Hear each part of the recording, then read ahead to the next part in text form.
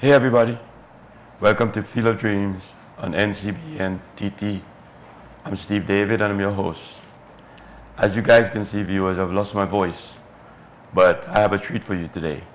I have the TTFA Director of Media and Communications, Shaun Feuntes, on the set. Welcome to the set, for Shaun. Hello, Steve. It's an absolute pleasure and delight to be here with you today. Appreciate having you. It's been a long time. I'm trying to get you on the show. We have you now. And hopefully the viewers will be very happy with our dialogue and what we have to do today. Shaun, it's been ages, and when I came back from the US, I saw Oliver Camps, may he rest in peace. And I said, I am back. I'm ready to serve. And you know what he told me? He says, call Shaun Feuntes. And I'm like, you the president, why should I have to call Shaun? But anyhow, that shows how much work that you have done with TTFA for so long. And like you wore every hat. Why, I don't know, but you're going to tell us all about that. So tell me how, first of all, I want to know who Shaun Feuntes is. Where were you born? How did you get out of TTFA and that kind of stuff? Just basic background things about you. Sure, Steve. First of all, I want to express my pleasure with being here with you today. I recall you as one of the stalwarts and legends of our football. I grew up in a home where my father is an ex-St. Benedict's College student. He tried to play the game and was never able to make the intercol team. But, Right. I grew up on stories of hearing about, your exploits and, football in the Southland, the St. Benedict's days, Don Basil Matthews, etc. And this is where my love for the game was created. In terms of who I am, my name is Shaun Feuntes, obviously. I grew up in the small town of Princestown in South Trinidad. Rich in culture, rich in sport as well. And my parents, my father was always a football enthusiast in terms of, following, the exploits of local football, local sport, cricket as well.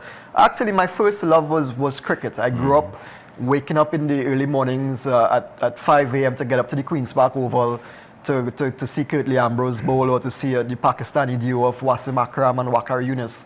That would have been in the late 80s, early 90s. And then there was a switch, a bit of a switch.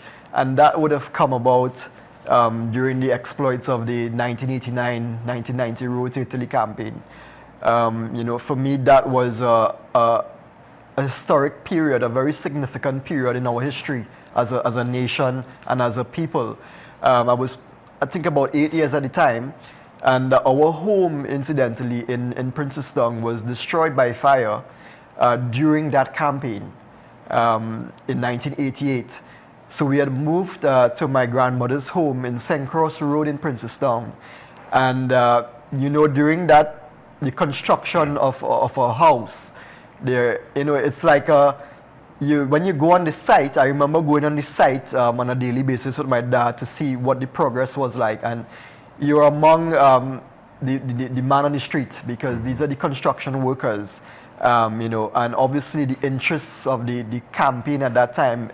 You would go to, on a particular day, a game would be being played, whether it be a friendly or a qualifying game, and everybody's on their radio, on their Walkmans, or you may be fortunate to get a television where you can view the game. And this kind of sparked an interest as to what was this about. I was here I was at 8 years old, asking myself, what was this interest, this national outburst, or the euphoria about a football team? Right.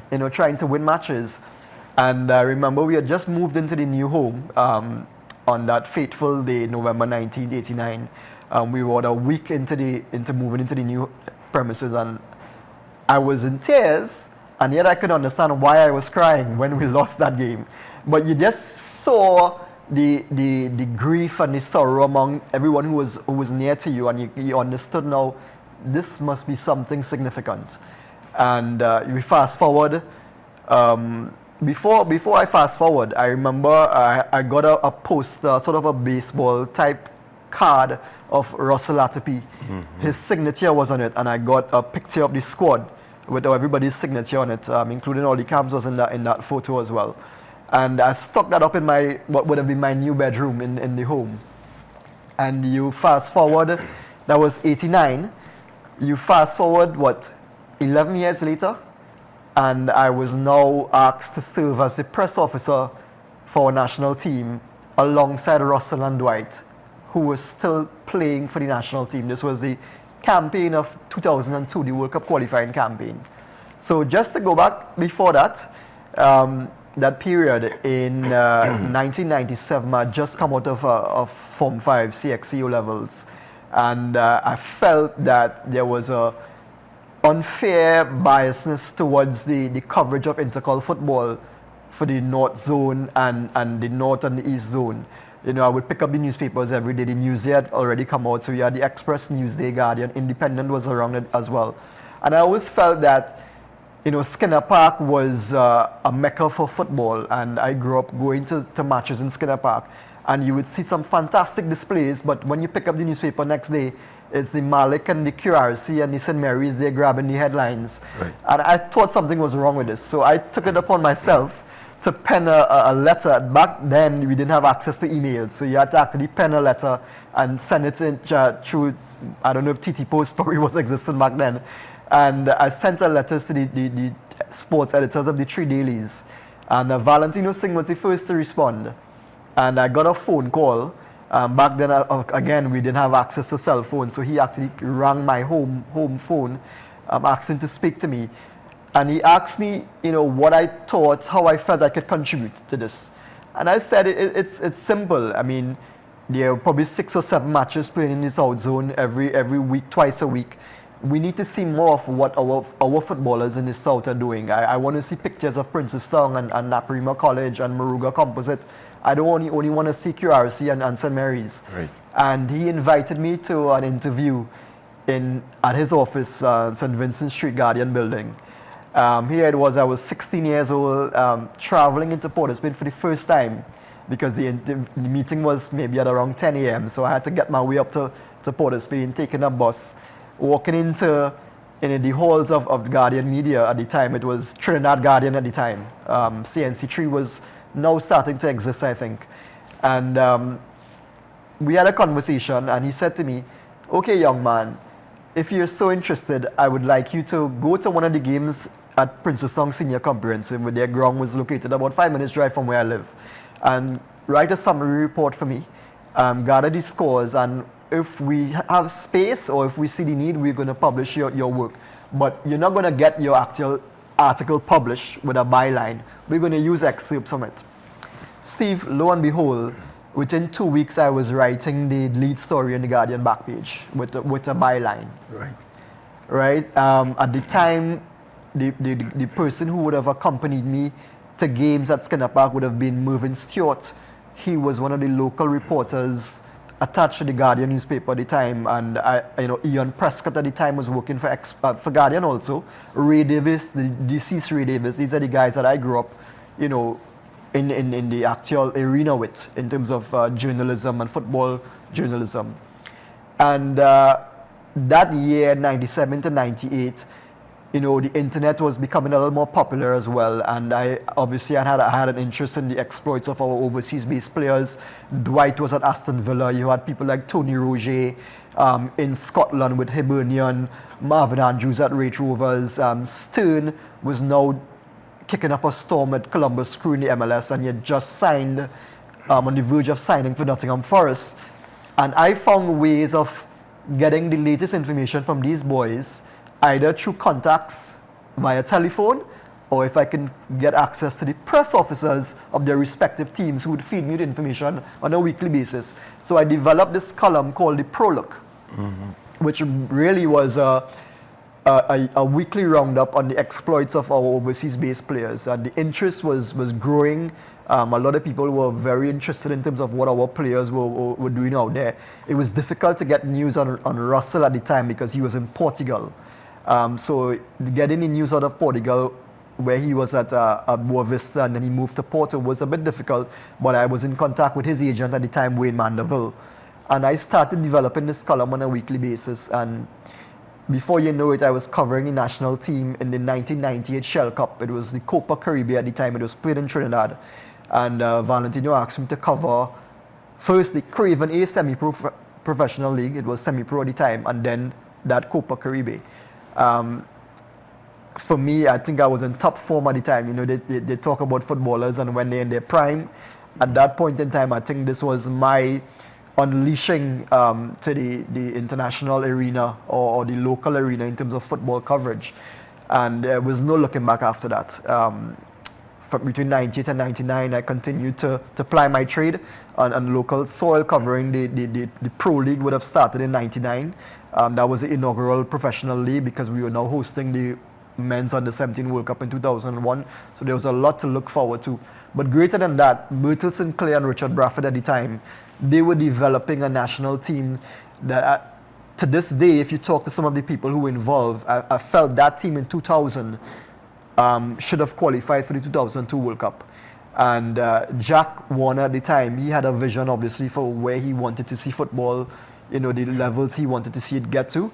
And I got a phone call one day from Jack. I was seated, actually I was sitting on Valentino's desk in the sports editor's room at Guardian. And Jack said to me, look, we need to have a press officer for our national team. We believe we are on the way to qualifying for a World Cup. We need a press officer. Would you be willing to leave your job at Guardian to take up this position full time? It was a lot to think about because here it was, I'd built, I had established something. I was in the process of making a name for myself. And this was a risk because you're thinking, you're going to the position, what if you don't, what if you're not ready for it? Right. Because now you're talking about from covering Intercol, covering professional league football, which was still in the early stages in Trinidad and Tobago, to now covering international football with the likes of a Dwight York, who is coming off a treble-winning season for Manchester United. I'm asking myself, what if I'm unable to sit like how we're sitting here having this conversation? What if Dwight doesn't acknowledge me or he doesn't accept me into this arena now? Because of course, he's accustomed dealing with the big boys in the UK press and now having to sit with a Trinidadian youth as a press officer. You know, you question yourself a little bit, but I felt deep down that it was an opportunity that I couldn't give up. And I took it with open arms. And by the end of the middle of 2000, I was inserted as a press officer for our national team. We had just beaten Mexico 1-0 in the semi-final round. That Russell Latsby goal that gave us the victory. And the interest in football, again, was there for the first time since the 89 campaign. There was now this interest in the national team. And I was very fortunate at the time to be part and parcel of this. And, you know, my worst nightmare came true because there was a particular game that we needed to win in the final phase. So before that, I had the opportunity to travel with the team. Ian Porterfield was the coach. He had been inserted as a replacement for Bertil Sinclair, who had just come back from the Gold Cup. We won our opening round matches against, I think, Guatemala, and then we defeated Costa Rica. We got to the semi-finals where we lost to Canada, and I traveled with the team as a Guardian correspondent, but I had the opportunity to work very closely with the team. And here it is, we came back to Trinidad, and Bertil was fired as the head coach. And the reason given by Jack at the time was that he felt the team needed to go in a new direction, and he felt Porterfield was a man for the position at the time. Many of us at the time felt it, you know, difficult to accept that, but football had to go on, and I think many believed that this was a great opportunity to qualify for a World Cup. And we went through the qualifying phase. We topped the semi-final group with Panama, Canada, and Mexico. At that time, Canada and Panama, they were no real competitors for us. We defeated Panama 6-1 in the Oval. So your first opportunity to work for TTFA, yes, was through Jack. Was through Jack. And in 2000. In 2000, middle of 2000. Okay, 2000. You're right. Yeah. So I got the opportunity there, and we came through that phase. But we went to Arsenal, and I remember it was February of 2001, and we had a training camp in the UK. where I got the opportunity to interact with Alex McLeish at the time, who was the head coach of Hibs. He had signed Russell Latipi. Alex Ferguson was around as well because Dwight was at Man U, and these were the individuals who were consistently in touch with Trinidad and Tobago football, because now two of their marquee players were part of our national team, so there was an interest in our football. So I was brushing shoulders with some of the big names in football at the time. I was still very young at that time. I was now turning 20. And then you had the Marvin Andrews and the Shaka Hislops, the Stern Johns were coming into the team. And we had a training camp at Arsenal to prepare for that Ash Wednesday World Cup qualifier against Jamaica. It was played at 12 midday. I think the temperature was so hot. Let me take a break here, and then we'll come back. I want us to talk about your first, like you're saying, about your first opportunity to work with TTFA, when we had real stalwart players going into this World Cup qualification. Yes. Okay, viewers, we'll be right back after the short break.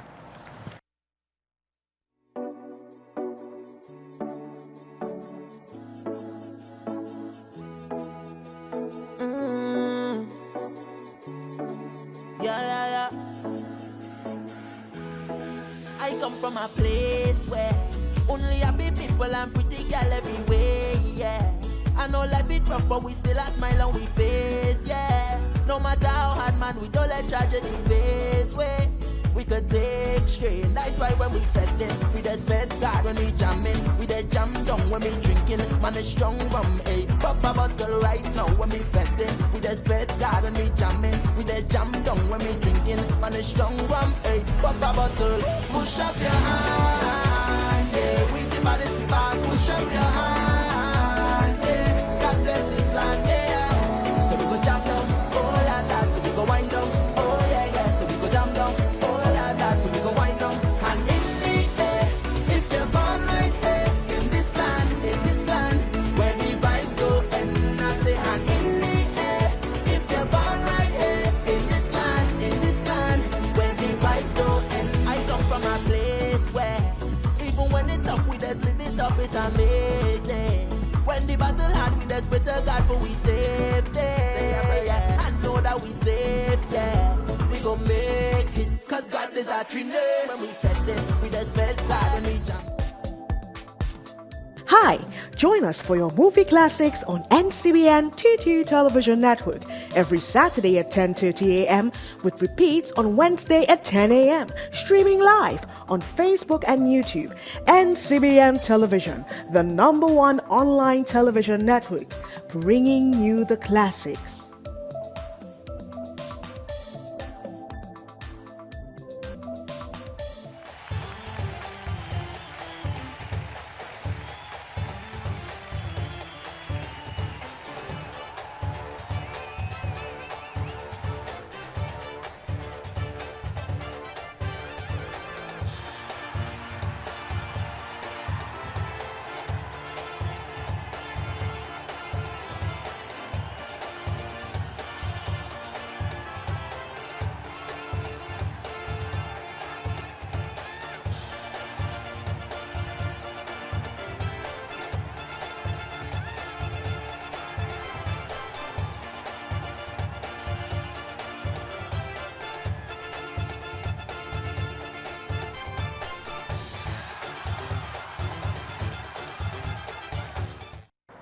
Okay, viewers, welcome back. For the ones who late tuning in, you're looking at Field of Dreams on NCBN TT.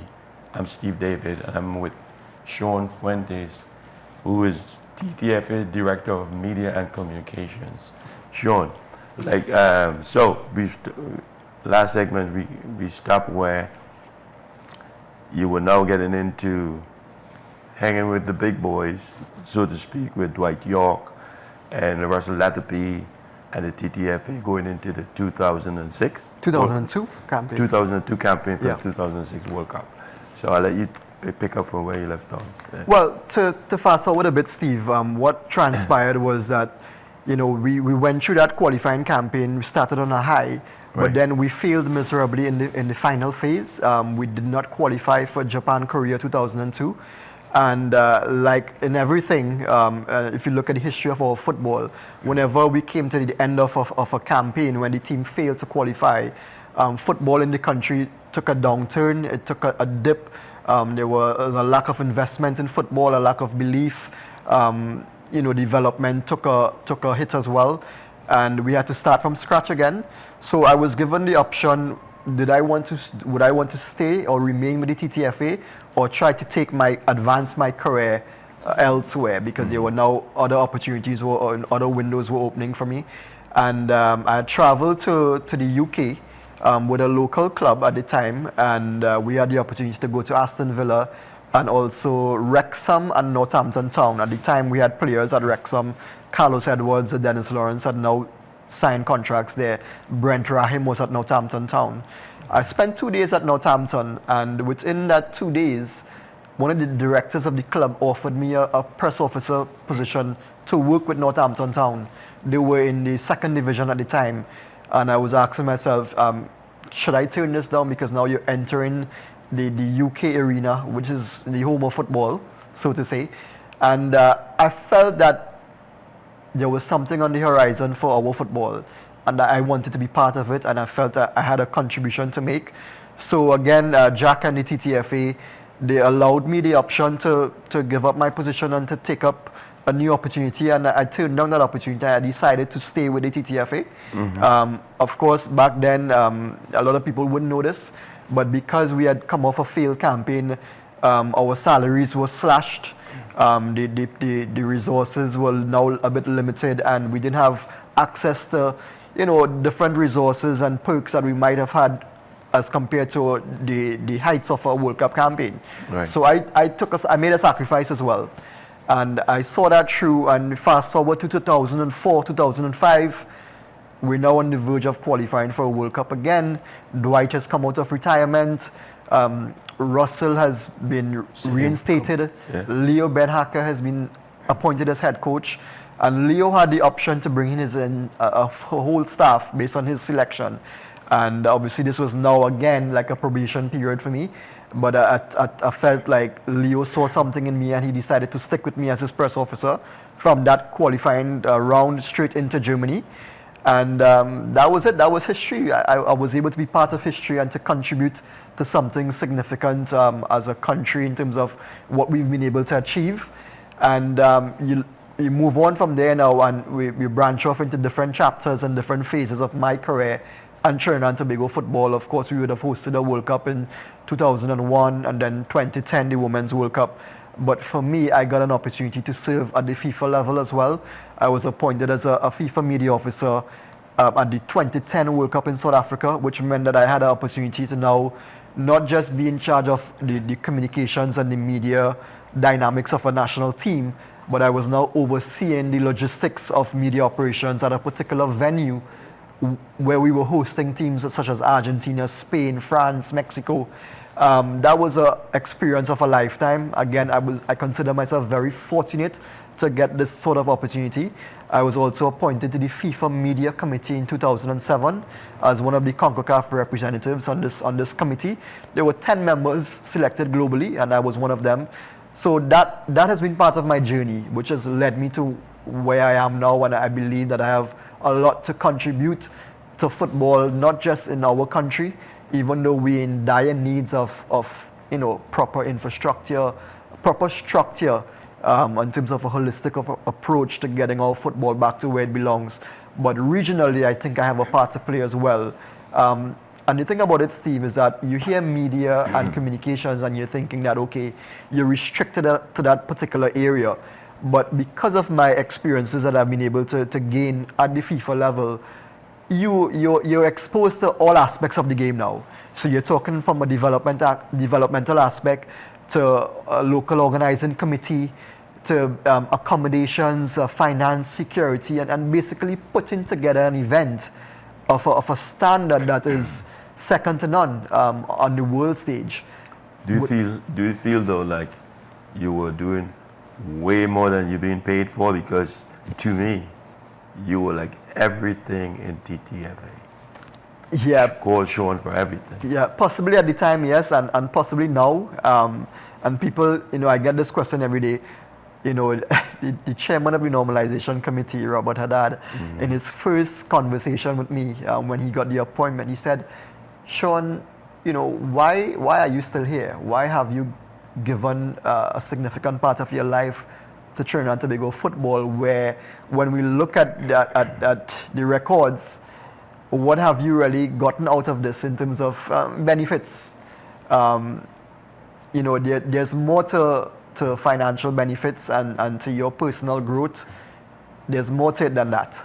I believe that I was put in a position to contribute to our football and to our country as a whole. I will continue to give off my best.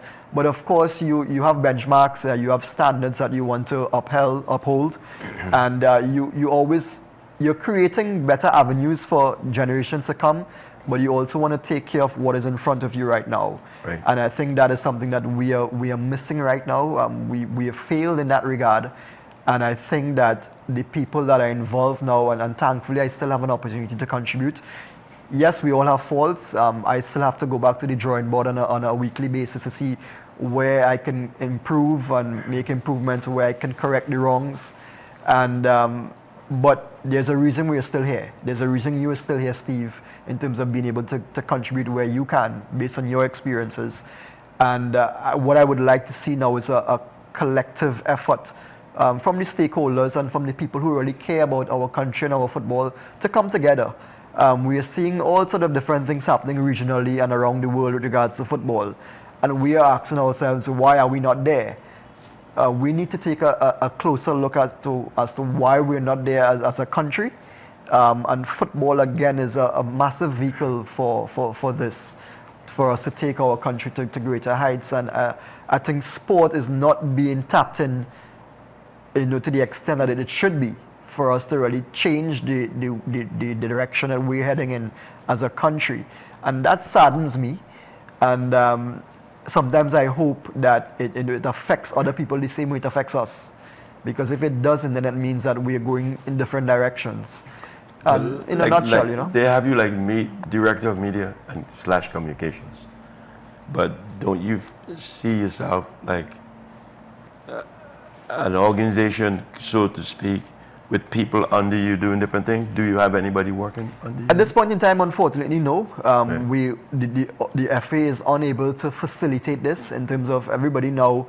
The days of volunteering it no longer exists. Right. People are no longer willing to take that risk to gain experience. They believe that they must come into a position and they must be given a title and a compensation package that matches it. Which is unfortunate because I didn't start that way, and I've tried over the years to get people to come under me, as on an interim basis at least, or somewhere where I can now pass on my experience to them. We've had 1 or 2 persons who've come in, but they've not stayed the distance. After 6 months, they're ready to move on because they don't see the benefits that they're hoping to accomplish. But again, this is something that we are always open to. In terms of the organization and the way the FA is structured right now, it's a work in progress. We've had our challenges and we continue to have those challenges, and we are hoping that now with the debt repayment plan being activated and being given full go ahead in terms of where the normalization committee has been able to get us to. Hopefully within the next 6 to 8 months, we will have a little more breathing space and we can put structures in place and really get the organization to a level that I think it needs to be.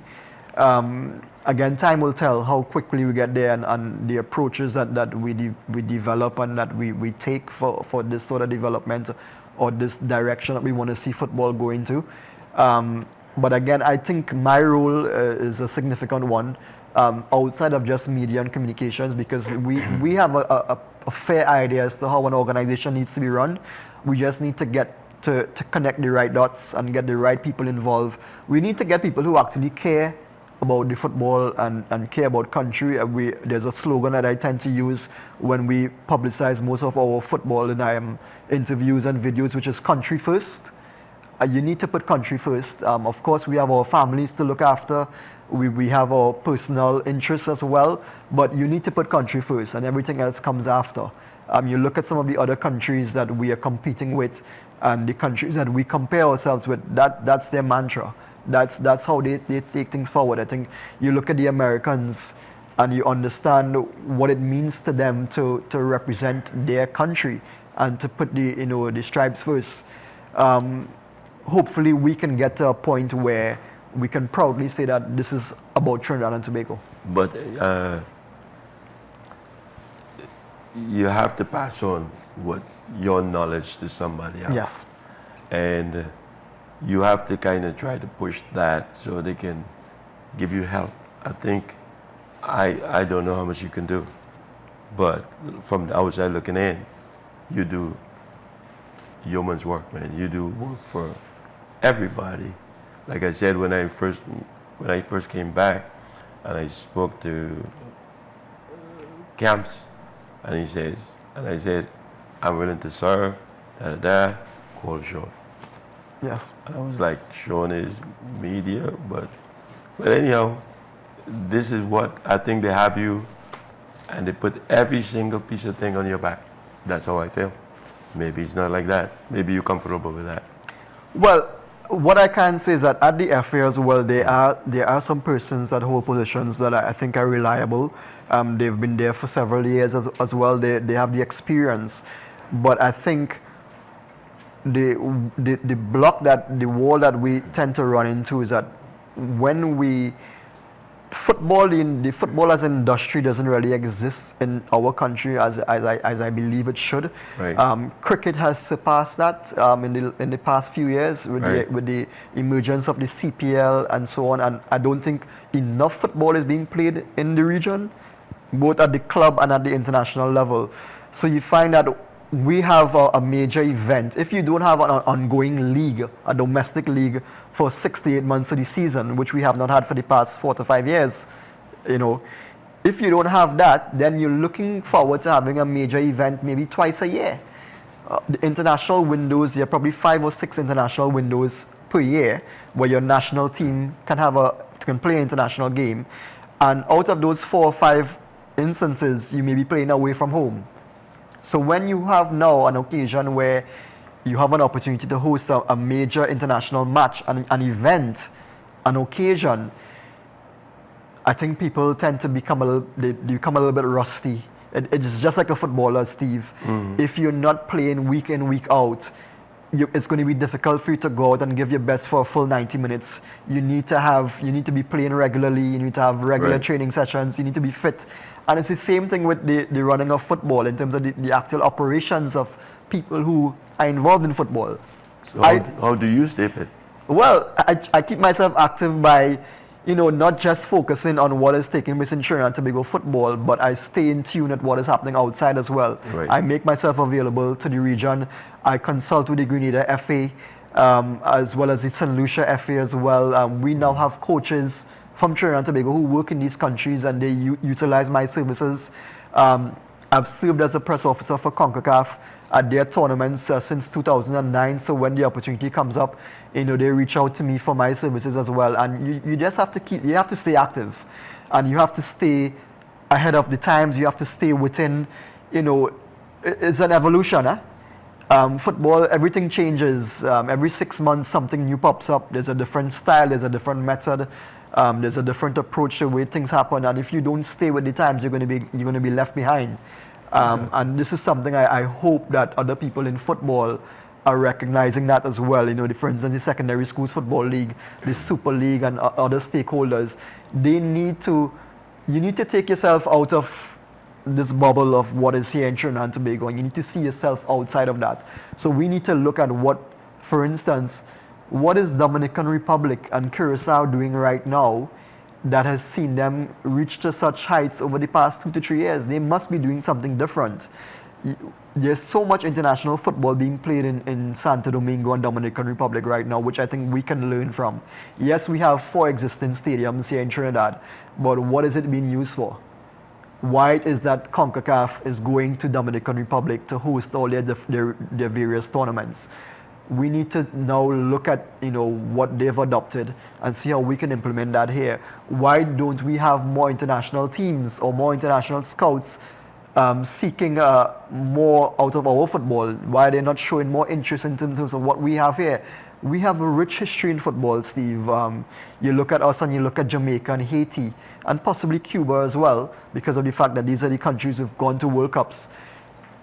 We should be the pioneers of Caribbean football. So let me ask you, where do you see yourself 5 years down the road, or Trinidad football in the extension 5 years down the road?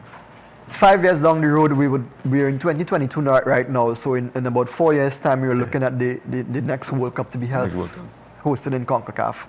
I truly believe that with the right approach, and once we get our house in order within the next year and a half, we can qualify for 2026.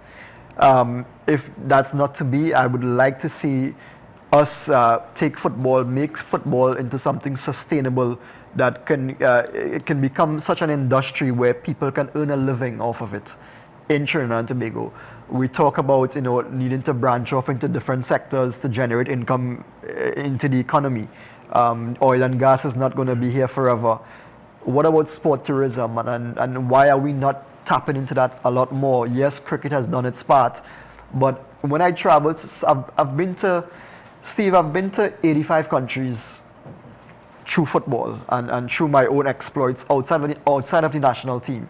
And when I see what football does for the man on the street, I believe that we can implement that and introduce that here in Trinidad and Tobago. All right, Shaun, I need to take a break now. But when we come back, I want you're very optimistic about 2026 World Cup. I don't think we have any chance of qualifying for that. But I'm a realist based on what we have going on here in football and all our distractions and all of that. So when we come back, I want you to talk a little bit about that, why you're so optimistic about Trinidad making 2026 World Cup. Viewers will be right back after the short break. Hi, join us for your movie classics on NCBN TT Television Network every Saturday at 10:30 a.m. with repeats on Wednesday at 10 a.m. Streaming live on Facebook and YouTube. NCBN Television, the #1 online television network, bringing you the classics.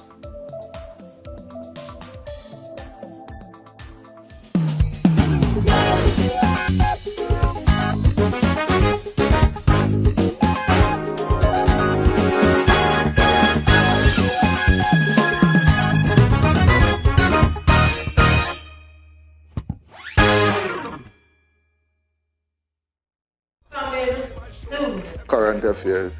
Oh, what? That's it. That's it.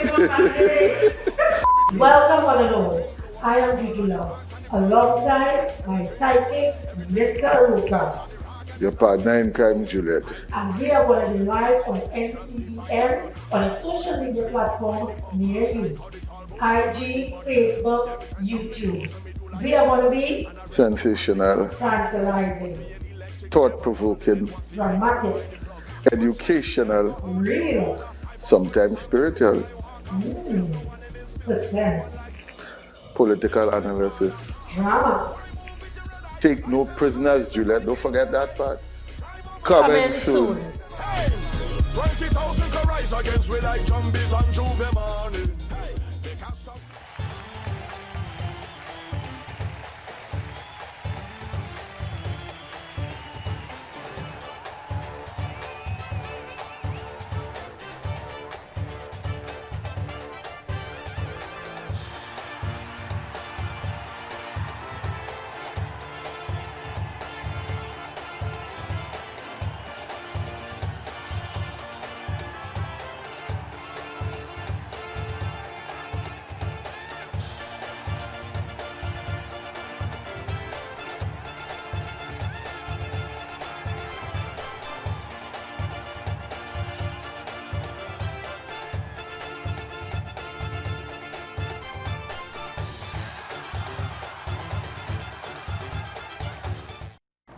Okay, welcome back, viewers. I'm Shaun. This is going so quickly because there's so much information you have, and still we'll never get to it or everything. But I like I said before, you're very optimistic, and I want to give you a chance to say why you feel that way, and I want to know what are your thoughts in branching off to different things. Steve, I'll tell you why I'm optimistic. I think everything is based on a cycle, and what I've observed in the last couple of years or so, after the last World Cup qualifying campaign, which ended for us in 2017, under Dennis Lawrence, that was towards the 2018 campaign. Of course, 2022 campaign was a miserable one for us. We got knocked out very early. When I see the development of our players and the stages that we are going through, it reminded me of a lot of what I experienced in mid-2003, 2004, where a lot of hopes in our chances of qualifying for 2006, it was very low. Nobody gave us a chance in qualifying. The professional league was going through a difficult phase. Our national teams were not performing as we would have liked. The stalwarts of our football at that time had given up on us. A lot of people felt that Russell and Dwight had turned their backs on football. And I still felt optimistic. I still felt optimistic about our chances. And I feel the same way now. When I look at the likes of a Kevin Molino and the likes of a Sheldon Batu and some of the emerging youngsters on our team, Levi Garcia, I think that with the right approach, with the right resources and the right support system in place, that we stand a very good chance in qualifying for 2026. But it's going to take a lot than just talk and belief. It's going to take a lot more than just belief. We need to plan properly, and we need to ask ourselves, what do we really want out of this? As a country, what do we want out of qualifying for the World Cup? Are we just looking forward to it for the wine and jam when we have a game in the Hasely Crawford Stadium, and how we feel as a people when we score, when we win a game? Or are we looking towards this to bolster our country as a brand internationally? Look at what Jamaica has been able to accomplish, not just because of Usain Bolt and Bob Marley, but they are still, as a nation, they are still benefiting from the experience of qualifying for the 98 World Cup. That Reggae Boys brand has taken Jamaica to all corners of the globe. Jamaica's football still benefits through a relationship with Adidas. Every time Adidas uses anything to do with Jamaica on any one of their kits, Jamaica football benefits from it. Right now, the Arsenal has a training kit which has the Jamaica colors on it, and the Jamaica FA receives something because of that. Ian Wright just got Adidas to launch a new pair of trainers with his name on it, with the Jamaica flag, as well as David Rocastle, who has Trinidadian roots. The Trinidad flag is now on a new pair of Adidas sneakers that has been launched, and Jamaica is benefiting from that. Trinidad and Tobago needs to start thinking that way as well. So once we understand why it is we want to get to a World Cup, and we can embrace that, then I think the process is going to be a lot clearer for us. We need to accept where we are right now and start to adopt that sort of approach and put things in place for us to get there. In terms of, you asked something before in terms of where I see myself and why am I still in football. I'll tell you something, A lot of people look at our football and our journey over the past 40 to 60 years. We've been in existence since 1908 as a football organization. And people say that you must be part of the problem, because if you've been there for 22 plus years, and this is where our football is right now, then you are part of the problem. Maybe you need to remove yourself from it. I've been told by one of my peers at the US Soccer, Michael Cameron, who has been the press officer for the US national team for the same number of years that I've been. We both started working for our respective FAs back in 2000, and he said, I will continue to show up for work until the day somebody decides to pen me a letter or call me and say you're no longer required here. Right. Until that day comes and until they force me out and I don't see myself having a contribution to make, then I'm gonna give my all. For some reason I'm still there. Somebody must be seeing something in me to say, well, we need to have Shaun Feuntes involved. You know, every time Dwight or Russell or one of our stalwarts in football get involved in football and they ask for me to be part of it, there's a reason for that. Right. I don't think it's because of favoritism or being pals, or I don't think it's because of the compensation package. Because what I do, how I earn my living, how I carry myself, it's not because of football and what the TTFA pays me at the end of the month. If it was down to that, I'd probably be better off working for CPEP or working in one of these private agencies somewhere. Football doesn't give me the sort of living that I think I deserve, but I give myself to football and to the country. And because of that, I've been able to branch off into other aspects of as well. As I mentioned to you, I'm now a media trainer. So I train athletes and I train officials how to deal with the media, how to conduct themselves before the media, and how to put media strategies in place for their organizations. And I've recently linked up with one of our former national players, Otis Whitley, who has a coaching school in Auropoon Gardens up in the east there.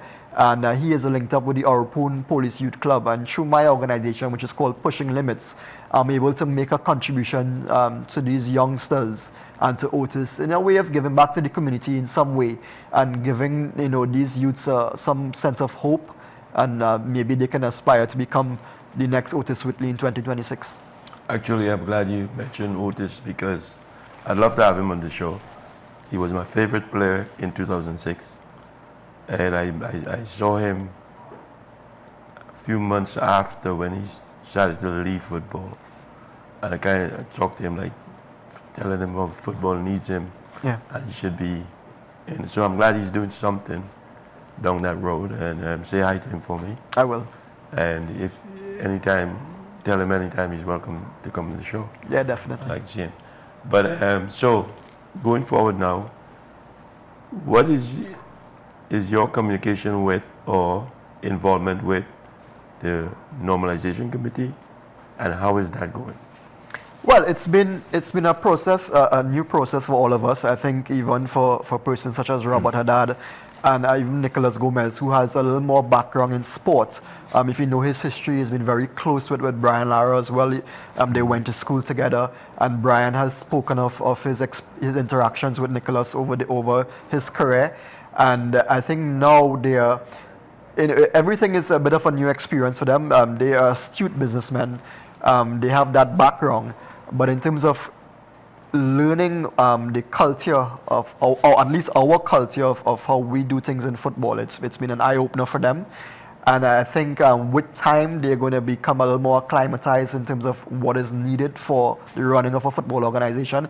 It's been a difficult few months for them, and thankfully, they've overcome the major hurdle, which was getting this debt repayment process approved. And I think they have good intentions for football, but they understand more and more that this is a hell of a job.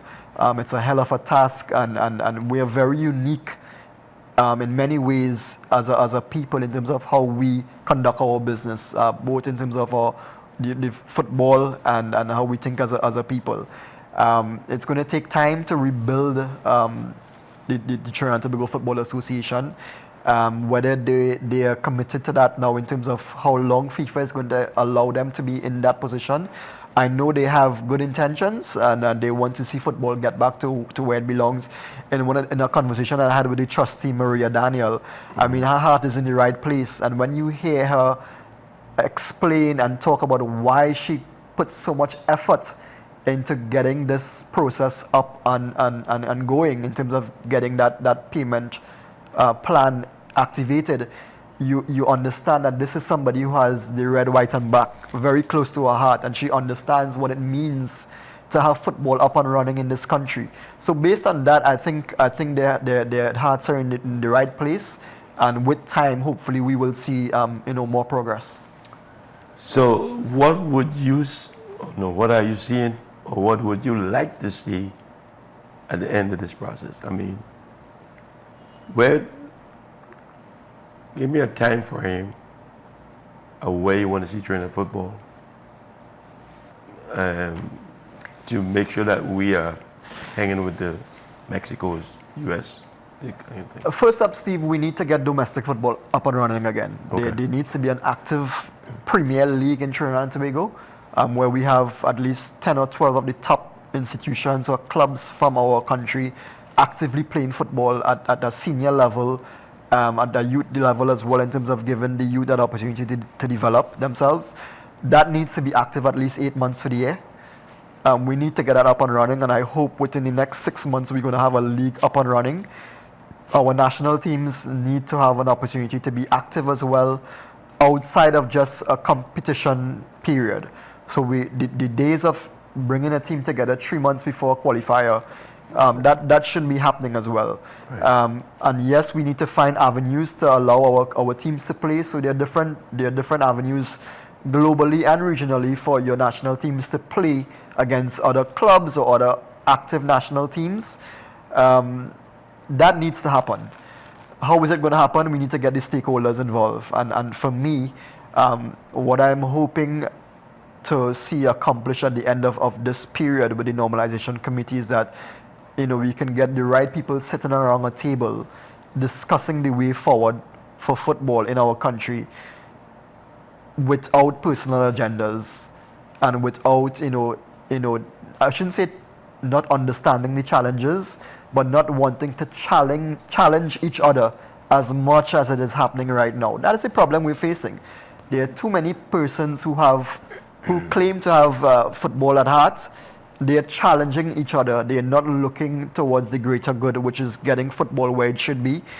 We need to put agendas aside. We need to put our differences aside. Of course, that is easier said than done. It's going to take some time. It's going to take a lot of dialogue. It's going to take a lot of people coming together. It's going to take the right people bringing these people together to understand what is necessary for football to go forward. And of course, it happens in other destinations as well, other countries. We see what happens in Jamaica. We see, so many different things happening in US football as well. Yes, they've qualified for a World Cup, but they have their challenges as well in terms of the stakeholders clashing. That goes without saying, that will continue to exist, but we need to look at the bigger picture, and we need to put certain things aside. For me, that would be the ultimate ambition. If I can see that happening within the next year or two, then I would personally feel as though I've been part of something that is going to bring greater good to our country. Do you have any involvement, or would you be able to make something like that happen based on your line of work? I think so. I think based on my interaction with people in football, I'm very fortunate that my portfolio allows me to interact with anybody from the player to the groundsman to the club chairman, to ministers and to people at the higher end of the ladder, both in terms of football in Trinidad and Tobago and at the CONCACAF and FIFA level. I still have connections at the FIFA level, and people are still always interested in finding out what is happening with football in your country. They know us as being one of the powerhouses in regional football, and they're not seeing our names up there again. When you have the CONCACAF championships, they're not seeing Trinidad and Tobago lining up against the big boys as much as we would have in decades gone by. And this is a spot of bother, and it's a spot of concern for them. So I think that based on that, I'm able to connect the right people and get certain stakeholders involved and to get them to understand where we are right now. For me, it's not an easy process because, of course, I have a position to serve, I have an organization to serve, and I always want to get people together with the right mindset. That's easier said than accomplished. But it's an ongoing process, and this is why we are here, to try to accomplish things like this. So, also, do you see yourself going to other heights in TTFA away from media communication? I would love to once the opportunity presents itself.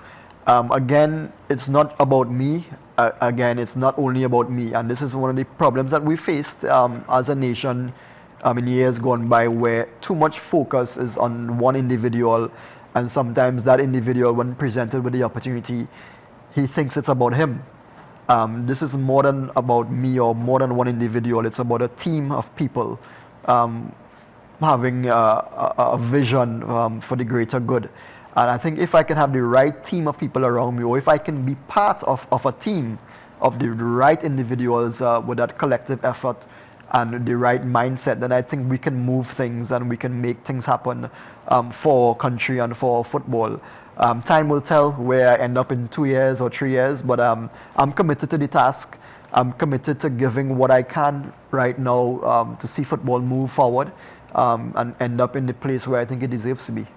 I think you're in the right spot to see the players.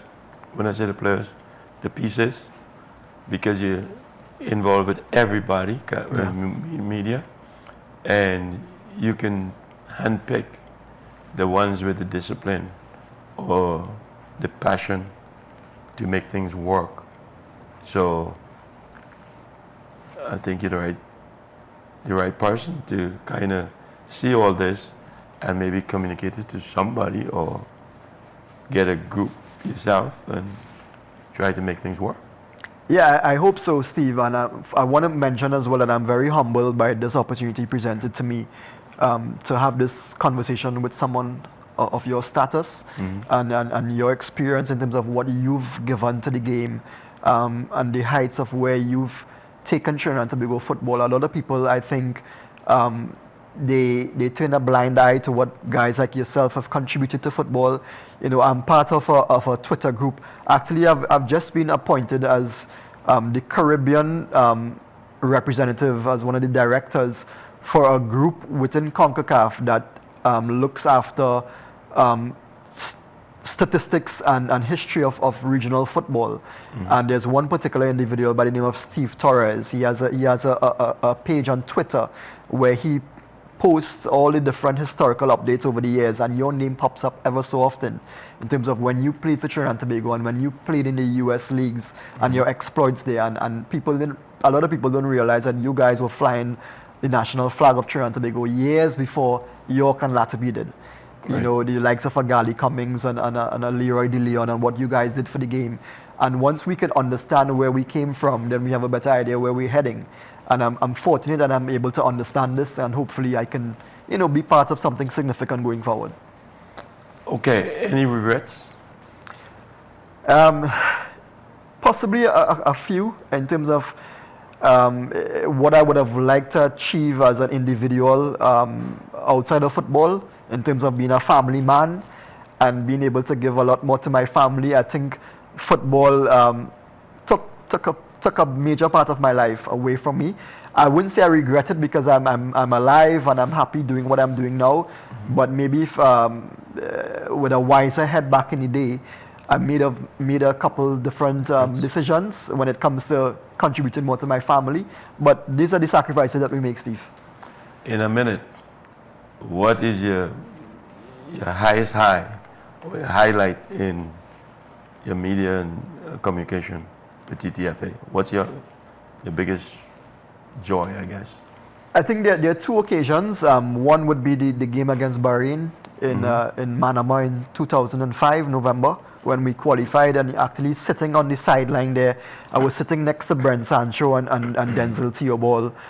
We were in the stands because they were two of the reserve players, and we were able to go down to the sideline right on the substitutes bench with about 2 minutes left in the game, and you're asking yourself, is this really happening? Right. And when that final whistle went, to be part of something so significant in our country's history, qualifying for a World Cup, and then you go on to the opening game against Sweden here, and the national anthem played in that opening game of the World Cup. Those are two of the highlights that stand out for me. All right, Shaun, I want to thank you so much for being here today. And I feel it for you because I think you underpaid. because I don't know what you've been paid, but the amount of work you do for Trinidad and Tobago football, it's alarming to me. And I wish you continued success. Keep going. You have my confidence, and you have a supporter in me. And all I can say is I wish everybody had your passion. Steve, I appreciate your words, and I want to wish you the best as well. I wish you good health and continue doing what you're doing, because you are part of what makes us who we are. And thank you. And thank you for being here. Okay, NCBN, thank you for giving us the opportunity. Viewers, thank you for tuning in every Tuesday night at 8. And keep doing it. We do have a Facebook page. You can check us out. We do have an email address, fieldofdreamstt@gmail.com, where you can drop us a line. I'm Steve David. This show has ended. Go in peace. Good night.